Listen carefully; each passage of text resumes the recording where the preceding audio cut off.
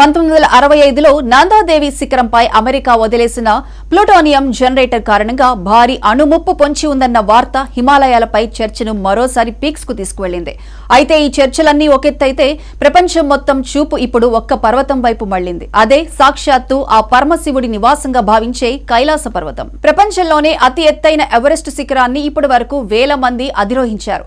కానీ ఎవరెస్ట్ కంటే తక్కువ ఎత్తులో కేవలం 6,638 మీటర్ల ఎత్తులో ఉన్న కైలాస పర్వతాన్ని ఎక్కడానికి మాత్రం ఎవరూ సాహసించడం లేదు. ఎందుకు? అక్కడ అడుగు పెడితే ఏం జరుగుతుంది? దీని వెనుక ఉన్న సైన్స్ ఏంటి? పురాణాలు ఏం చెబుతున్నాయి?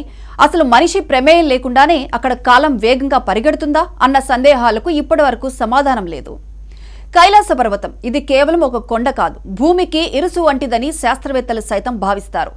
టిబెట్ సరిహద్దుల్లో మానస సరోవరానికి రాక్షస్థాల్ సరస్సుకు మధ్యన విరాజిల్లే ఈ పర్వతం చుట్టూ అంతు చిక్కని శక్తులు ఉన్నాయని ప్రచారంలో ఉంది. ఇక్కడికి వెళ్లిన పర్యాటకులు చెప్పే మాటలు వింటే ఒళ్లు గగురు పడుస్తుంది. కైలాస పర్వతం సమీపంలోకి వెళ్లగానే మన గోర్లు, జుట్టు చాలా వేగంగా పెరుగుతాయట. అంటే బయట ప్రపంచంలో 2 వారాల్లో జరిగే ఎదుగుదల ఇక్కడ కేవలం 12 గంటల్లోనే జరుగుతుందట. అంటే అక్కడ కాలం వేగంగా ప్రవహిస్తోందా? అదొక టైం మెషినా అన్న సందేహాలు తలెత్తుతున్నాయి. వయస్సు పెరగటం అన్నది ఒక బలమైన స్థానిక నమ్మకం. కైలాస పర్వతం అయస్కాంత క్షేత్రం లేదా అక్కడ ఉండే అధిక పీడనం వల్ల శరీరంలోని కణాలు వేగంగా స్పందిస్తాయని కొందరు శాస్త్రవేత్తలు భావిస్తున్నారు. కానీ దీనికి ఖచ్చితమైన